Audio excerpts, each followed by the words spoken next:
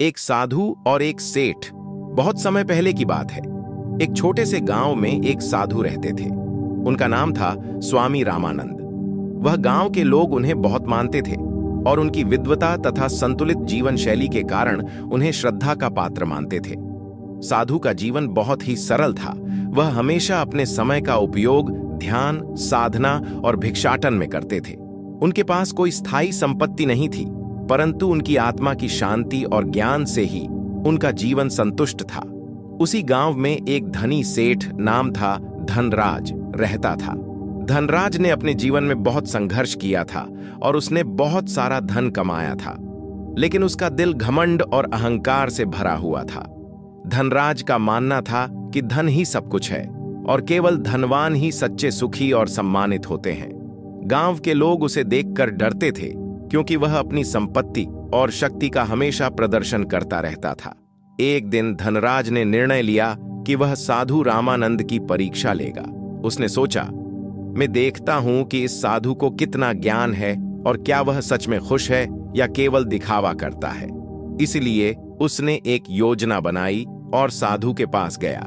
धनराज साधु के पास गया और बोला, महात्मा जी, मैंने सुना है कि आप बहुत बड़े ज्ञानी हैं। आप मुझे धन और खुशी का रहस्य बता सकते हैं? साधु रामानंद मुस्कुराए और बोले, सेठ जी, सबसे पहले आपको यह सवाल का उत्तर देना होगा कि क्या आप सच में सच्चाई जानना चाहते हैं?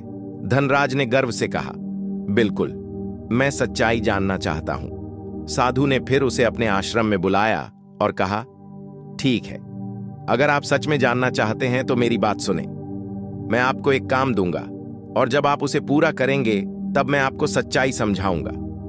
साधु ने एक बड़ी बोरी चावल की दी और कहा, आप इस बोरी को उठाकर गांव के चारों कोनों में जाएं और वहां इसे खाली कर दें।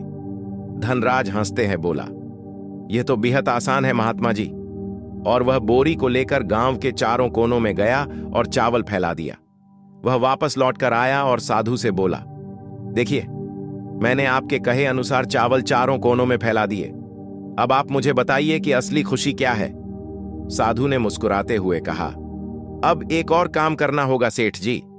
आपको उन सभी चावल के दानों को इकट्ठा करके मेरे पास वापस लाना होगा। धनराज चौंका और बोला, यह तो असंभव है। मैंने चावल फैला दिए हैं और अब उन्हें वापस इकट्ठा करना मुमकिन नहीं है। साधु ने धीरे से उत्तर दिया, ठीक उसी तरह जब कोई व्यक्ति अपने धन और खुशियों को केवल अपने लिए जमा करता है तो वह उन्हें खोने का डर हमेशा महसूस करता है, लेकिन जब वह अपनी संपत्ति और खुशियां दूसरों में बांटता है तो वह कभी भी उन्हें खोता नहीं। उसी तरह खुशियां कभी खत्म नहीं होती जब वे दूसरों की भलाई में लगाई जाती हैं। धनराज को समझ में आ गया कि साधु ने उसकी परीक्षा ली थी। साधु ने कहा, जो धन और संपत्ति केवल अपने लिए रखता है वह कभी भी असली खुशी नहीं पा सकता। सच्ची खुशी उस समय मिलती है जब हम अपने पास से कुछ दूसरों को देते हैं, जब हम अपनी संपत्ति का उपयोग समाज और जरूरतमंदों के भले के लिए करते हैं। धनराज को अपनी गलती का एहसास हुआ।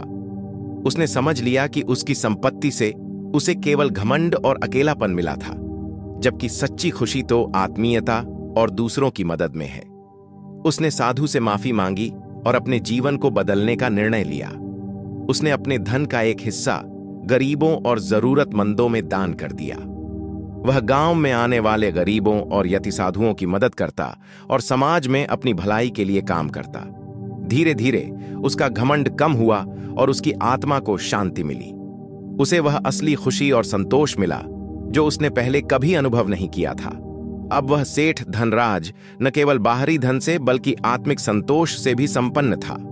गांव वाले उसे अब आदर की नजर से देखते थे, क्योंकि उसने सच्चे सुख की प्राप्ति अपने दिल और जीवन के बदलाव से की थी। इस कहानी से हमें यह सीखने को मिलता है कि सच्ची खुशी और संतोष कभी बाहरी संपत्ति में नहीं, बल्कि अपने कर्मों और दूसरों की भलाई में है। घमंड और लोभ से केवल दुख और असंतोष ही मिलता है, जबकि सेवा और परोपकार से असली खुशी और शांति मिलती है।